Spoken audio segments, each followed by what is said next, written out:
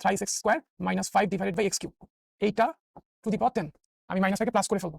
Thrice পথ, চতুর্থ পদ মানে কি? Term number 4।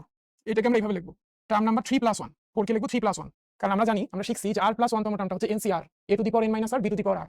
ঠিক আছে, তাহলে 3+1 তম টার্মটা কি হবে? n এর ভ্যালু এখানে 10, হ্যাঁ n এর ভ্যালু 10, 10c3 প্রথম পদ, a মানে হচ্ছে প্রথম পদ আর b মানে হচ্ছে দ্বিতীয় পদ। ঠিক আছে, 10c3, এই 3টা উপরে যাবে, দ্বিতীয় পদের উপরে পাওয়ার হবে, আর 10 থেকে 3 বিয়োগ করলে এটা হবে 7, 10 থেকে 3 বিয়োগ করলে 7, NCR a two the power n minus r b two the power r। ঠিক আছে, তাহলে এখান থেকে আমরা কি পাচ্ছি?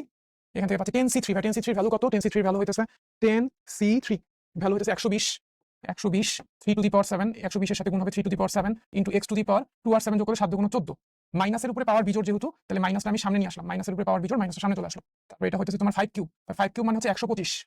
ঠিক আছে, আর x to the power 9, 3 into 3 মানে হচ্ছে 9।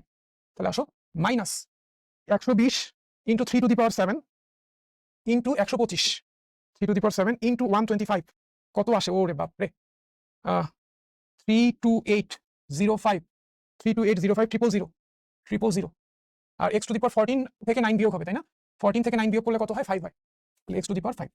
এটাই হচ্ছে তোমার এটার বিস্তৃতির চতুর্থ পদটা। ঠিক আছে, চতুর্থ পদ মানে হচ্ছে 3+1 তম টার্ম। ওকে, এবার আসো, এখন এটা একটা মজার অঙ্ক যে এইটা বিস্তৃতির শেষ হতে তৃতীয় পদটা বের করো। ঠিক আছে, এখন শেষ হতে তৃতীয় পদটা প্রথম হতে কততম পদ? তোমরা একটু কমেন্ট করে আমাকে জানাও তো, যে এটা আমরা কিন্তু নরমালি এটা পড়ছিলাম কি, যে প্রথম হইতে বিস্তৃতির চতুর্থ পদটা, চতুর্থ পদ হিসাব করতে থেকে প্রথম থেকে 1 2 3 4, এবার বলছে শেষ থেকে তৃতীয় পদ বের করতে, শেষ থেকে হিসাব করতে বলছে। দেখো আরেকটু দেখাই, যেমন এটা হচ্ছে প্রথম পদ, এই প্রথম থেকে তৃতীয় পদ কোনটা? 1 2 3, এটা প্রথম থেকে তৃতীয় পদ। শেষ থেকে তৃতীয় পদ কোনটা? 1 2 3। ঠিক আছে, গুনতে বলছে শেষ থেকে, মানে আমরা সূত্রটা শিখছি প্রথম থেকে, তাহলে শেষ থেকে তৃতীয় পদ প্রথম থেকে কততম পদ সেটা তোমরা আমাকে একটু কমেন্টে জানাও। আমি একটু কমেন্ট চালু করে দিলাম।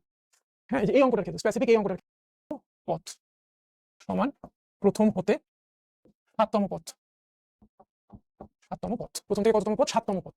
ঠিক আছে, তুমি খেয়াল করো এখানে 8 আছে, তার মানে এটাকে টোটাল যদি তুমি বিস্তার করো কয়টা পদ পাবে? 9টা পদ পাবে, 9টা পদ পাবে, একটা পদ, দুইটা পদ, 3 4 5 নম্বর পদ, 6 নম্বর পদ, 7 নম্বর পদ, 8 নম্বর পদ, 9 নম্বর পদ, 9টা পদ পাবা। ঠিক আছে, এটা হচ্ছে প্রথম পদ, দ্বিতীয় পদ, তৃতীয় পদ, চতুর্থ, পঞ্চম, ষষ্ঠ, সপ্তম, অষ্টম, নবম, 9টা পদ পাবা, যেহেতু এখানে 8 আছে। শেষ থেকে তৃতীয় পদ কি? 1 2 3, 7 নম্বর পদটা, প্রথম থেকে 7 নম্বর পদটা। শেষ থেকে তৃতীয় পদ প্রথম থেকে কততম পদ, এটা যদি তুমি বের করে ফেলতে পারো, অঙ্কটা তো নরমাল।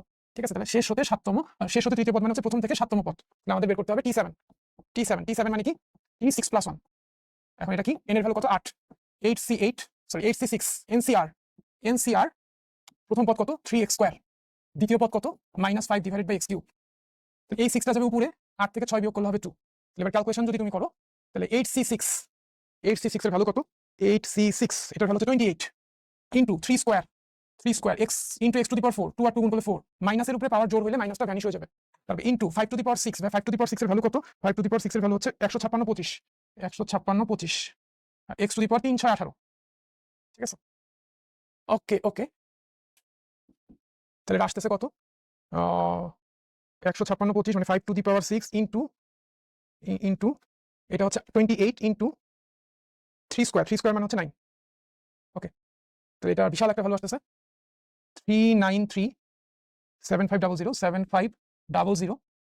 এখন এক্সট্রাকে উপরে লিখতে হবে, উপরে লিখি যদি, তাহলে 4 থেকে 18 বিয়োগ হবে, 4 থেকে 18 বিয়োগ করলে হচ্ছে -14, বা তুমি লিখতে পারতা divide by x to the power 14, এটাও লিখতে পারতা, তোমার যেটা খুশি। ঠিক আছে, শেষ, এটাই হচ্ছে তোমার অঙ্কটা। তাহলে আমাদের এখানে শিখতে হলো কি, যে এইটা ফর্মুলা হিসেবে আমরা একটু মনে রাখবো, এইটাকে ফর্মুলা হিসেবে আমরা মনে রাখবো।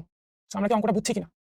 তো অনেক সময় পরীক্ষাটা বের করতে বলবে, তোমরা বলো যে ভাই প্রথম থেকে পঞ্চম পদ বের করতে পারি, শেষ থেকে পঞ্চম পদটা কেমনে হবে? এটা তো পারি না। সো এই ফর্মুলাটা জানা থাকলে তুমি এখন শেষ থেকে বলো, প্রথম থেকে বলো। a plus b whole to the power n এর বিস্তৃতিতে,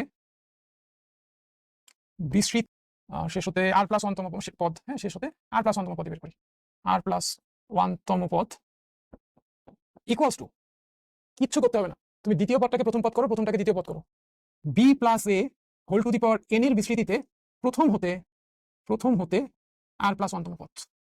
বুঝো না এখনো?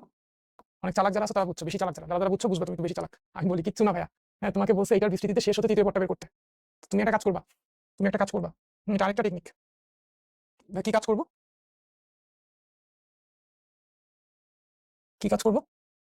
দেখো কি কাজ করবা, তুমি লিখবা যে 5x square -5 divided by x cube to the power 8, এইটার বিস্তৃতিতে শেষ হতে তৃতীয় পদ হবে, শেষ হতে তৃতীয় পদ হবে, আর এটা দ্বিতীয় পদটাকে প্রথমে আনো, প্রথমটাকে পরে দ্বিতীয় পদ বানাও, দ্বিতীয় পদটাকে প্রথমে আনলাম আর প্রথম পদটাকে পরের পদ দ্বিতীয় পদ বানাই দিলাম, হ্যাঁ দুইটার মধ্যে ইন্টারচেঞ্জ করলাম,